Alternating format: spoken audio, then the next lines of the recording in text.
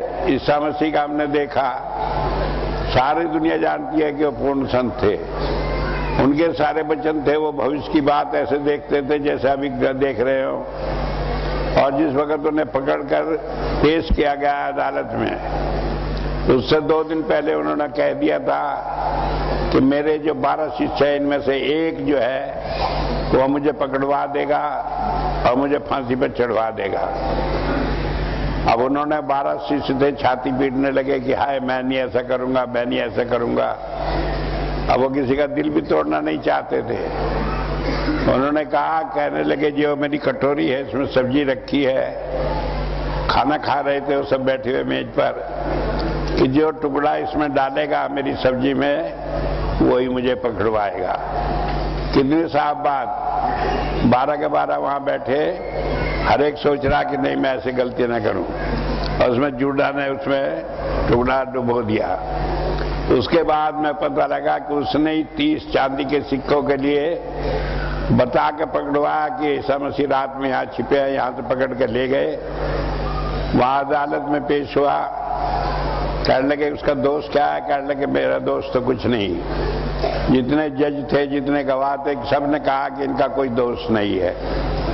लेकिन वहां एक औरत थी जो जैसे राजाओं के यहाँ रहती है, रंडिया नाचने गाने वाली कुछ, तो उसने कहा कि नहीं मैं चाहती हूं कि इसका सिर मुझे मिले, इसका कत्ल किया जाए। और आखिर ईसा मसीह को सजा दी गई।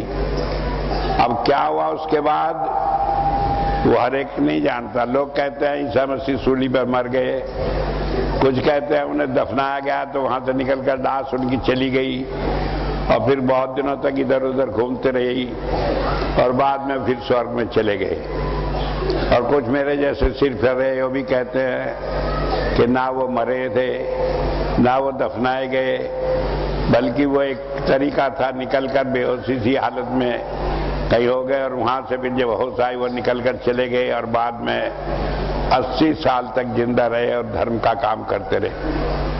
ईसाइयों के मत में अगर कोई कह दे ईसा मसीह जिंदा रहे बाद में, तो वो बहुत नाराज होते हैं। मैंने उसी पर एक किताब लिखी, जीसस क्राइस्ट सर्वाइव्ड क्रूसिफिकेशन, कि जीसस क्राइस्ट जो थे वो सूली पर बच गए थे।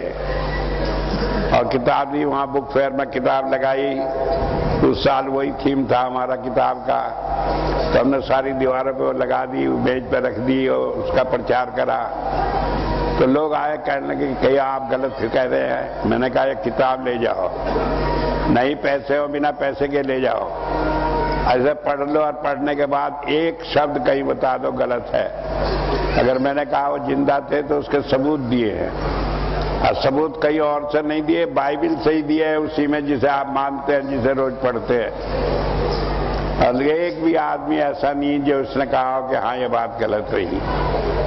मेरा कहने का मतलब है कि ईसा मसीह काल के उस झटके को सहे, बचे या मरे, इसमें आज भी दुनिया में सबकी एक राय नहीं है।